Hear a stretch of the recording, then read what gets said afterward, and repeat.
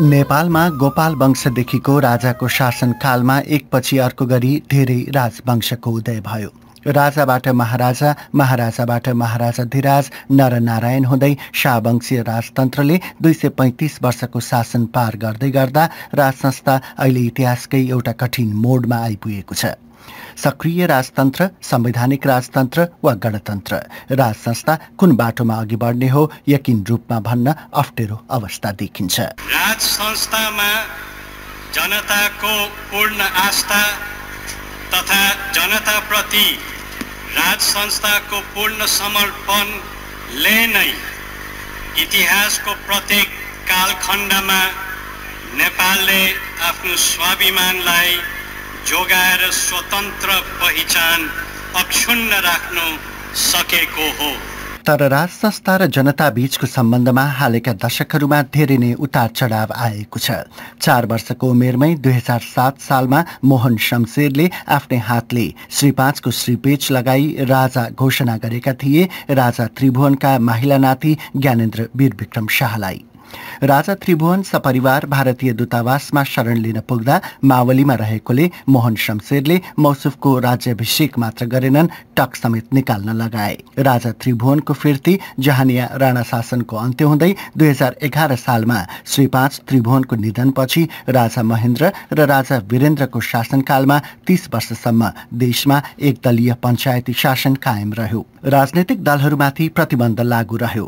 2046 सालको संयुक्त जनआन्दोलनले बहुदलीय प्रजातन्त्रको पुनर्स्थापना हुन पुग्यो। संवैधानिक राजाको रूपमा राजा वीरेन्द्रले लोकप्रियताको शिखर नै छोएको मानिन्छ। प्यारा देशवासीहरू, केही समय यता देशका केही भागमा घटेका घटनाहरूलाई दृष्टिगत गर्दै जनताको चाहना र प्रजातन्त्रको आदर्शलाई मनन गरी राजनैतिक सुधार गर्दै आएका छौँ। जनताले पनि नेपाली मात्र एक भई राष्ट्रियता र प्रजातन्त्रको कसरी विकास गर्ने भन्ने कुरा राम्ररी मनन गर्ने नै छन्। आफूले अधिकारको उपभोग गर्दा अर्काको स्वतन्त्रतामा बाधा पार्नु हुँदैन। हरेक नागरिकले प्रजातन्त्रको उपभोग गर्न सक्ने वातावरण हुनुपर्छ र कसैलाई कुनै कुरा गर्न बाध्य गराउनु व्यक्तिगत स्वतन्त्रता विपरीत हुन्छ भन्ने कुरा सबैले बुझ्नु पर्छ।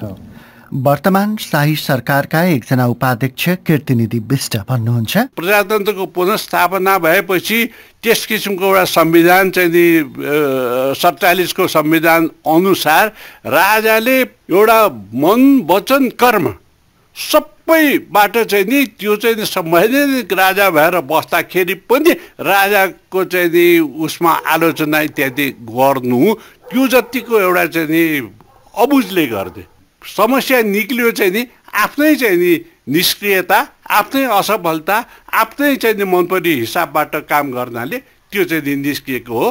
त्यसकारणले राजाले चाहिँ नि गरेको भनेर भन्न कुनै हालतमा पनि मिल्दैन। भनिन्छ धेरै वर्ष पहिले राजा लक्ष्मी नरसिंह मल्लको पालामा काजी भीम मल्ललाई षड्यन्त्रको चक्रव्यूहको सृजना गरेर प्राणदण्ड दिइएपछि उनकी पत्नीले सती जाँदा यो राज्यमा विवेक नरहोस् भनी अभिशाप दिएकी थिइन् रे। त्यसैले आज पनि नेपाललाई सतीले सरापेको देश भनी कसैले उल्लेख गरेको सुन्न सकिन्छ। कोत पर्व, भण्डारखाल पर्वपछि इतिहास एउटा अर्को पर्वको प्रतीक्षामा रहेछ। 2058 साल जेठ 19 गते नारायणहिटी राजदरबारमा श्री 5 वीरेन्द्र सहित मौसुफको सिङ्गो वंश नै समाप्त हुन पुग्यो। भोलिपल्ट अर्धमृत अवस्थामै राजा घोषित युवराज दिपेन्द्रको पनि 2 दिनपछि मृत्यु भयो। अनि श्री 5 वीरेन्द्रका एकमात्र जीवित भाइ अधिराज कुमार ज्ञानेन्द्र नेपाल अधिराज्यको राजगद्दीमा पुनः आसीन होइबक्स्यो। सुशासन, भ्रष्टाचार मुक्त प्रशासन, जनताप्रति उत्तरदायी जनताको वास्तविक शासन प्यारा देशवासीहरूले पाउनै पर्दछ भन्ने हाम्रो संकल्प छ।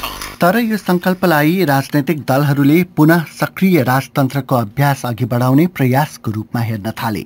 2059 साल असोज 18 गते कार्यकारी अधिकार आफ्नो हातमा लिने राजाको निर्णयपछि जनताका अधिकारहरूको अपहरण भएको निष्कर्षका साथ प्रमुख राजनैतिक पार्टीहरूले संयुक्त आन्दोलन सञ्चालन गरे। जब राजाले सम्पूर्ण अधिकार जनताको अधिकार खोजे र संविधानलाई समाप्त गरे र अनि उनीले निरङ्कुश शासन व्यवस्थालाई अगाडि चलाएको हुँदा हामीले यो कदम चाल्नु परेको हो। नेपाली कांग्रेसका सभापति गिरिजा प्रसाद कोइरालाको धारणा त्यस्तो रहे पनि राजाले पूर्ण संवैधानिक रूपमा काम गरी आएको भन्ने मानिसहरूको पनि कमी थिएन।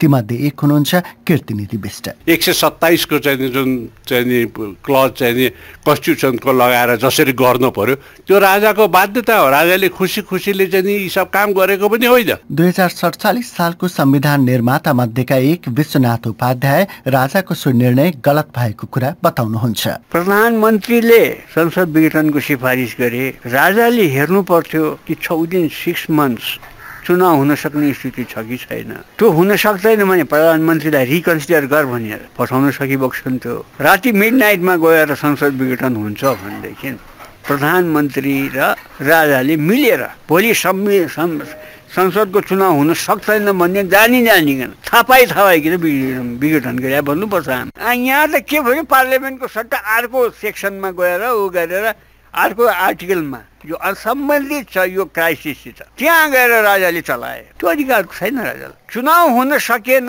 पार्लियामेन्ट आउन सकेन, बाधा अड्काउ त्यो थियो। त्यो ल्याउनु पर्यो पार्लियामेन्ट। चुनावको प्रक्रियाबाट पार्लियामेन्ट आउन सकेन भने कसरी आउने त? अब पार्लियामेन्ट त छ यो हामीलाई भने त पार्लियामेन्ट रिस्टोर गर्नु पर्छ। त्यो नगरिकन के गरे भने आफू खुसी कहिले एउटालाई कहिले अर्कोलाई कहिले टर्म डिक हेरी सबै खेताला प्रधानमन्त्री बनाए आफ्नो खुसी अनुसार राजाले। त्यो अधिकार छैन राजालाई। संविधानको धारा 127लाई त्यो जसुकै पनि पढ्यो भने पनि त्यो थाहा हुन्छ। त्यो बाधा अड्काउ फुकाउनको लागि हो, नयाँ बाधा अड्काउ क्रिएट गर्नको लागि होइन। उक्त घटनापछि राजाद्वारा प्रधानमन्त्री नियुक्त हुनुभएका लोकेन्द्र बहादुर चन्दको धारणा अनुसार राजा सधैँ संविधानलाई ट्र्याकमा ल्याउने सोचमा होइबक्सन्छ।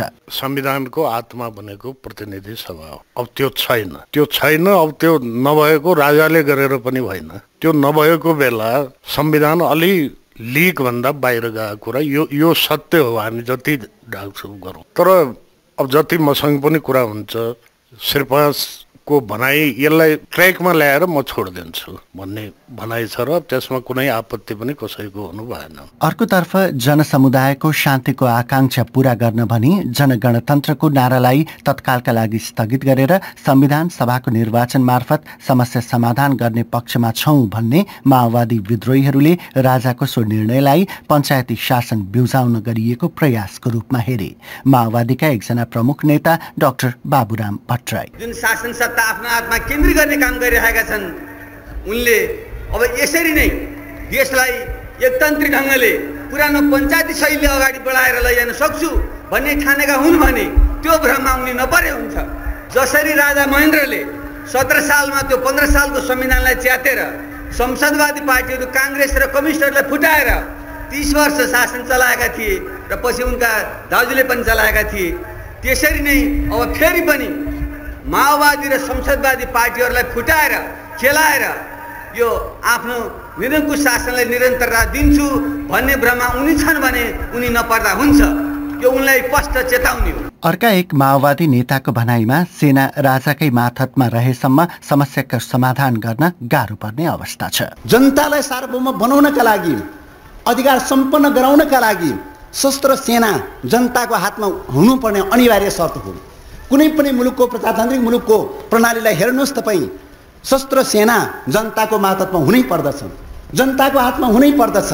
तर विडम्बना के रह्यो त भन्दाखेरि चाहिँ प्रजातान्त्रिक भनेर भनिएको संसदीय प्रणालीमा सेना कसको मातहतमा रह्यो त भन्दाखेरि त्यही फेरि पनि मध्ययुगीन प्रणाली जस्तै, पञ्चायती प्रणाली जस्तै अथवा राणा शासनको प्रणाली जस्तै फेरि पनि व्यक्तिको मातहतमा रहियो। माओवादीहरूको सोचाइ होला सायद सिङ्गो देश र सबै नागरिक उनीहरू जस्तै गणतन्त्रमय भइसके। राजावादीहरूको सोचाइमा चाहिँ राजतन्त्र पृथ्वी जस्तै अटल छ। अर्कोतर्फ संवैधानिक राजतन्त्रलाई अपरिवर्तनीय भन्दै आएका प्रमुख राजनैतिक दलहरू र खास गरी तिनका विद्यार्थी संगठनमा आज गणतन्त्रको पक्षमा झिनो आवाज सुन्न सकिन्छ।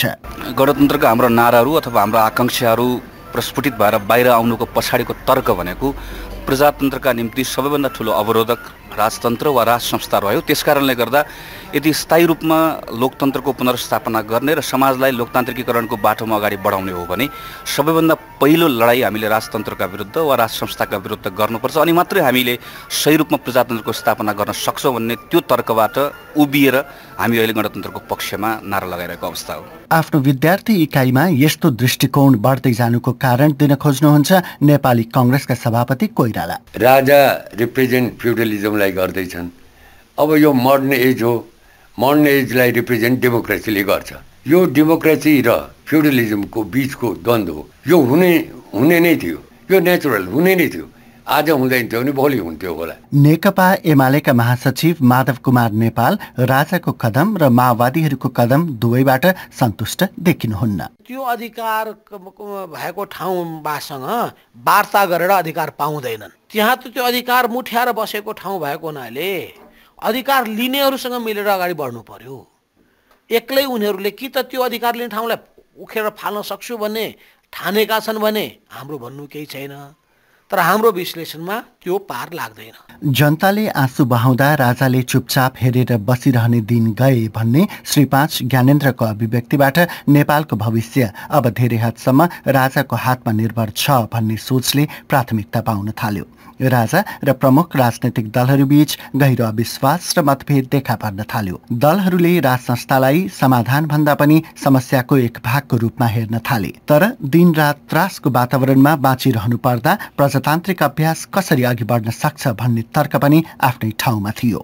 जनताको दुःख कष्ट ठुलो हेरेर नबस्ने राजाको रूपमा आफूलाई प्रस्तुत गर्दै श्री 5 ज्ञानेन्द्र माओवादी प्रभावित दुर्गम जिल्लाहरूमा समेत पुगिबक्स्यो। हामी माओवादी पीडित यो जिल्लामा धेरै छौँ।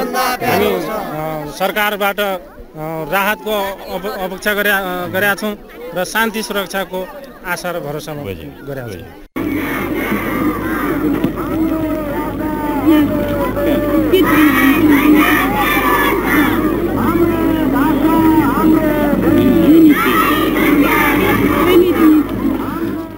तर यो कदमलाई पञ्चायती शासनको फिर्तीको रूपमा हेर्नेहरूको पनि कमी थिएन। राजतन्त्रको भविष्य जनताप्रतिको समर्पणमा आधारित हुन्छ, तर पार्टीहरूसितको सहकार्य पनि उत्तिकै महत्त्वपूर्ण हुन्छ भन्छन् पार्टी नेताहरू। जहिले पनि चाहिँ मुलुकमा केही चाहिँ आपद विपद पर्यो, कुनै सङ्कट पर्यो भने यसो राजातिर हेर्ने यहाँको बानी पनि भइसकेको, वास्तवमा खोजेको पनि त्यस्तै हो। अब राजाले के चाहिँ शक्तिशाली हुने, के कुरामा शक्तिशाली हुने, के कुरा लिने राजाले? राजा भनेको त जनताको लागि हो, मुलुकको लागि हो, देशको स्वतन्त्रताको लागि हो, एकताको प्रतीक हो राजा, राष्ट्रियताको प्रतीक हो। के चाहिने राजाले? राजा भनेको त एउटा चाहिँ साधु हो, सन्त हो। राजालाई पनि राज संस्था यति महत्त्वपूर्ण संस्था हो, यति शक्तिशाली संस्था हो, यति जनताले चाहिँ अझ पनि आस्था राखेको संस्था हो, यिनीहरूसँग मिलेरै गर्नुपर्छ भन्ने नेतृत्वले पनि किन झगडा गर्ने? कीर्तिनिधि विष्टको यो तर्कको जवाफ दिनेहरू संवैधानिक राजतन्त्र र बहुदलीय प्रजातन्त्रप्रति प्रतिबद्धता जनाए पनि राजाले राजदरबारलाई अझ शक्तिशाली बनाउन खोजेको आरोप लगाउँछन्। एउटा नेपाली शिशुको जन्म हुँदा 15,000 रुपियाँ जति विदेशी ऋणभार बोकेर जन्मने अवस्था छ, तर अध्यादेश मार्फत एकै पटकमा राज परिवारको खर्च 233% वृद्धि हुन पुग्छ। असक्षम भनी फालिएका प्रधानमन्त्री देउबा फेरि सरकारको नेतृत्व गर्न आइपुग्नुहुन्छ र प्रश्न गर्नुहुन्छ, खै त म नहुँदा राजाले चुनाव गराउन सकेको? चुनावको दृष्टिकोणमा भनेको भने महाराजाबाट क्लियरिफिकेसन आइसकेको छ नि, त्यो पनि चुनाव त भएन नि त अहिले। खै ल मैले त चुनाव गराउँछु, खोइ राजाले गराएको चुनाव त। माघ 19 गते राजाबाट प्रत्यक्ष शासनभार आफै ग्रहण गरिबक्सेपछि देशमा सङ्कटकाल लागू छ। दलका प्रमुख नेताहरू नजरबन्दमा छन्, प्रेस सेन्सरसिप लागू छ, नागरिक अधिकार कुण्ठित हुन पुगेको छ, दिनदिनै विरोध प्रदर्शनहरू भइराखेका छन्। द इकोनोमिस्ट पत्रिकाको एउटा टिप्पणीमा भनिएको थियो, नेपालले आफ्ना नागरिकहरूलाई गरिबी र भय सिवाय अरू केही दिन सकेको छैन। सर्वसाधारण नेपालीको भनाइमा गरिबी नै सही, त्यो हामीलाई हामीलाई स्वीकार्य छ, तर हामीले शान्तिपूर्वक खेल्न पाउने दिन अब कहिले आउला। शान्तिसँग खेल्छौं